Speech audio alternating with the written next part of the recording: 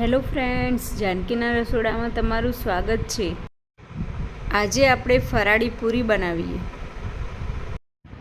તેના માટે મેં અહીં 500 ગ્રામ જેટલો ફરાળી લોટ લીધો છે।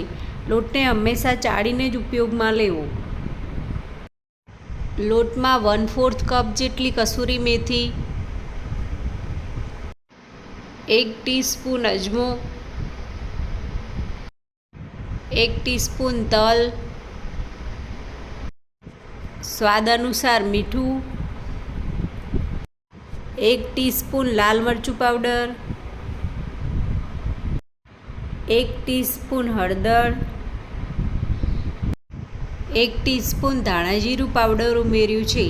મસાલાને બરાબર હાથ વડે લોટ સાથે મિક્સ કરી લઈએ।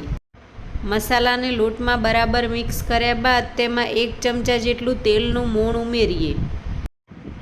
તેલને લોટમાં હાથ વડે બરાબર મિક્સ કરી લઈએ।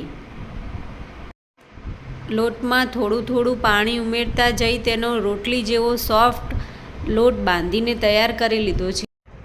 બંધાઈ ગયેલા લોટ પર થોડું તેલ ઉમેરી તેને મસળીને બરાબર સોફ્ટ કરી લઈએ। લોટમાંથી બધા લુઆ તૈયાર કરી લીધા છે।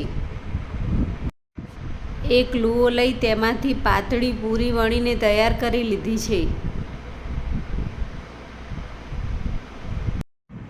પૂરીને ગરમ તેલમાં ઉમેરી એક પછી એક બધી કડક થાય ત્યાં સુધી તળી લઈએ।